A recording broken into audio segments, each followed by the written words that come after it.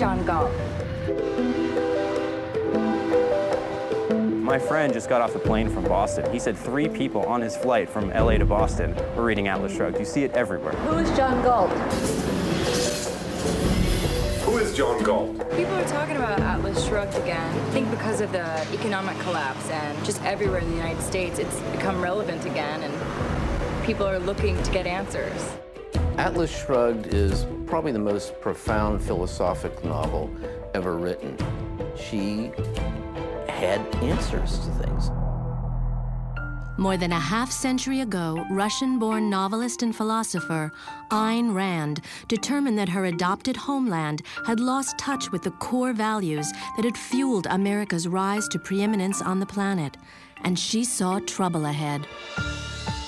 The plot of Atlas Shrugged resonates with what's going on today. The book was written in '57, but the basic conflicts, the conflict between collectivism and individualism, between altruism and self-interest, between capitalism and statism, all those conflicts still exist today. There's so much going on politically these days that can just be taken right out of the pages of the book. A devastated economy caused by government intervention, leading to more and more and more government intervention, which makes it worse and worse and worse. Rand depicted what she believed were the causes and effects of this dilemma in an epic novel she called Atlas Shrugged. That basically challenges 2,000 years of philosophy. Everybody practically came out against it. The left, the right, the middle, they were all against it. That really can set some people off.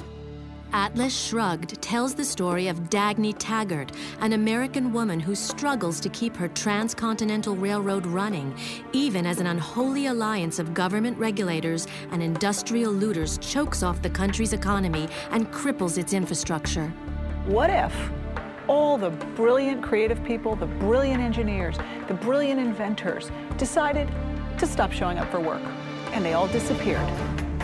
All the men who have vanished, the men you hated yet dreaded to lose, it is I who have taken them away from you. Do not attempt to find us.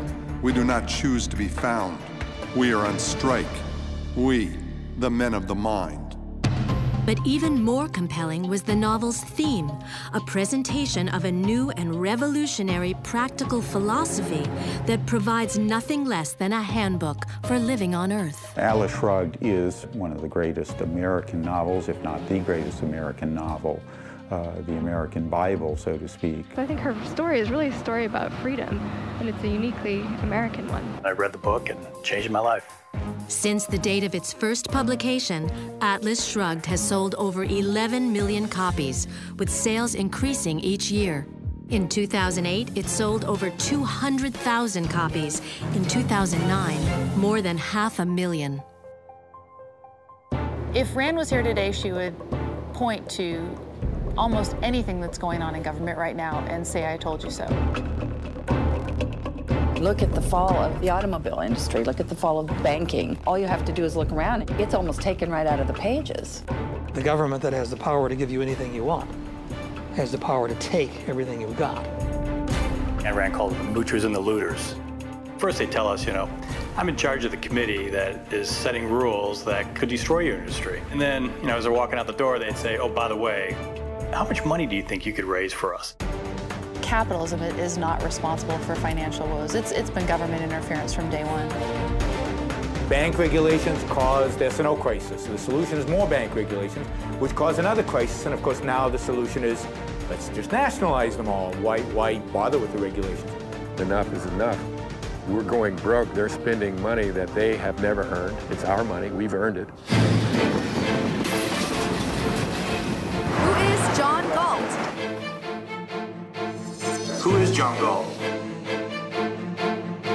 John Galt's every person, every man, every woman who produces and who follows his own self-interest for his own benefit and ends up benefiting everybody.